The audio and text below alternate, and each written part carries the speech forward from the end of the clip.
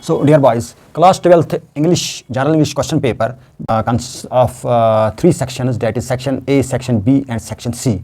Section A is of 20 marks, section B is of 30 marks and section C is of 30 marks also. And this is a total of 80 marks, that is theory paper has 80 marks and it is of 3 hour duration. 3 घंटे का है, 3 घंटा होने का question है total. It has 11 questions in it. And this first section A, which is of 20 marks, this is also called as reading comprehension.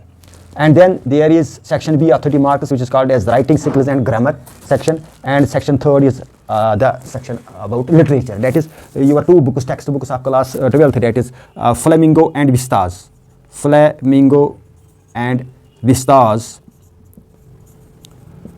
they are covered in the literature part, third part. Now, how you will see the question paper and how you will try to attempt it, the annual final exam, board exam question paper I'm talking about. It has 2 questions in the first section. Section A of 20 marks has 2 questions in it. First one is unseen passage. This is question number 1, unseen passage. And this unseen passage, you have not seen it, it is not in your textbooks, and you have to read it. You have to understand it, and then you have to make notes. Note making has 5 marks, and you have to give the summary and the title, and it has 5 marks. So the question 1 of section A, first question, it has a total of 10 marks. Then there is question number 2, which is in the section A, that is unseen passage also. जैसे ये unseen passage पहले था, ये दो unseen passage आसन unseen passage. एकस मज आसन note making the summary, base मज आसन लकट question, objective type question, 5 तो multiple choice question 5 मन आसन 3 या 4 options तमो मज आसन पता वुचन कुछ सक्छ सही. तो ये 5 तो 5, 5 plus 5, 1 mark each into 5 and 1 mark each into 5, तो टोटल है 5 plus 5 10 marks. तो इस तरह से सेक्शन ए जो है रीडिंग सेक्शन, इसमें टोटल जो इसका बनता है वो बनता है 20 मार्क्स. अब सेक्शन बी जो है, जो राइटिंग स्किल्स के बारे में है और ग्रामर जिसमें है, उसमें जो पहला क्वेश्चन है ये है सीक्वेंस के हिसाब से टोटल पेपर में थर्ड क्वेश्चन है, तीसरा क्वेश्चन ये एडवर्टीजमेंट या इन्विटेशन या रिप्लाई, उसका इन्विटेशन का रिप्लाई, तो इसके 4 मार्क्स हैं. और इसी तरह से जो नेक्स्ट क्वेश्चन है, क्वेश्चन नंबर 4, जो आपके इंग्लिश पेपर का क्वेश्चन नंबर 4 होगा, वो है लेटर राइटिंग. लेटर, इसके बारे में आपको मैं डिटेल्स नेक्स्ट वीडियो में दे दूंगा.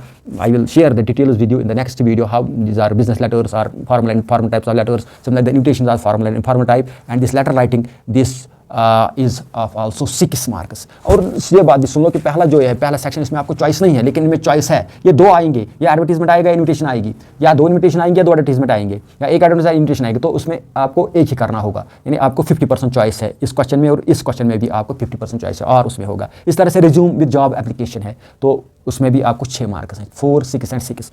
ये 5th क्वेश्चन है.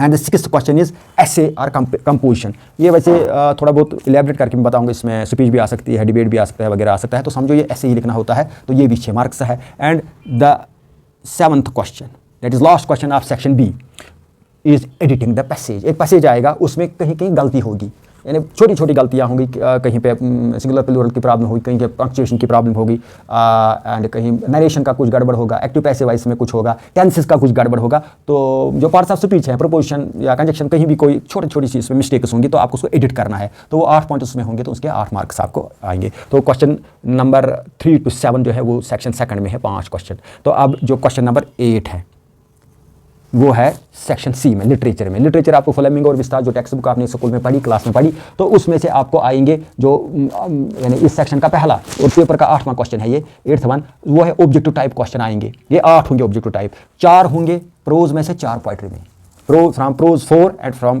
पोइट्री 4, एक नंबर होगा उनका. तो 8 क्वेश्चन के 1 into 8 वो 8 मार्क्स इसमें बनते हैं. तो फिर है क्वेश्चन नंबर 9, इस लिटरेचर सेक्शन का दूसरा क्वेश्चन. ये शॉर्ट आंसर टाइप क्वेश्चन होंगे. क्वेश्चन ये 7 होंगे, 7 आपको नहीं आंसर करने, उसमें से आपको सिर्फ 5 करने, चॉइस है उसमें.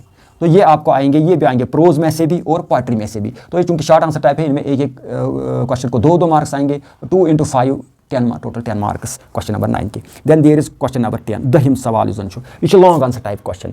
तो ये 2 क्वेश्चन, यहाँ भी आपको चॉइस है, 50% और होगा. इन्हें 2 क्वेश्चन आएंगे फ्लेमिंगो से, फिर नेक्स्ट क्वेश्चन में ये 2 आएंगे विस्तार से. अभी हम हैं क्वेश्चन नंबर 10 पर. तो ये क्या, फ्लेमिंगो जो आपकी बुक है उसमें से आपको थोड़ा सा बड़ा जवाब लिखना होगा. लॉन्ग आंसर टाइप जो है वो 2 आएंगे, 2 में से एक. There is choice, out of 2 question you have to do only 1 and it has 6 marks. And then there is question number 11 last question paper का, और इस सेक्शन का चौथा क्वेश्चन। यानी पहले सेक्शन में 2 क्वेश्चन थे, दूसरे सेक्शन में 5 थे, और इसमें लास्ट सेक्शन में लिटरेचर सेक्शन में 4 क्वेश्चन है। तो ये भी लॉन्ग आंसर टाइप क्वेश्चन होगा। ये भी 2 क्वेश्चन होंगे, 2 में से एक ही को आंसर करना होगा, लेकिन ये विस्ताज में से होगा। वो फ्लेमिंगोज से होगा 10वां, और 11th वाला होगा विस्ताज में। क्वेश्चन नंबर 11 जो होगा ये विस्ताज बुक से आपको होगा, जो टेक्स्ट बुक है CBSE के आपको, तो उसके भी आपको 6 मार्क्स होंगे। तो इस तरह से जो सेक्शन A था उसका 20 मार्क्स बन गए टोटल। जो ये सेक्शन B है यहाँ तक, तो इसको 30 मार्क्स टोटल बनते हैं। एंड दिस सेक्शन C, इसके भी आपको 30 मार्क्स बनते हैं। And these marks when they are added up 30 + 30 + 20 then it becomes 80 marks. तो ये है थ्योरी 80, एंड 20 मार्क्स आपके हैं इंटरनल असेसमेंट के। इंटरनल असेसमेंट के आपको जो स्कूल बेस्ड असेसमेंट होती है, तो उसमें से आपको 20 मार्क्स मिलेंगे, एंड 80 + 20, तो इस तरह से टोटल मार्क्स जो है वो 100 है, जो आपका जनरल इंग्लिश का क्वेश्चन पेपर है।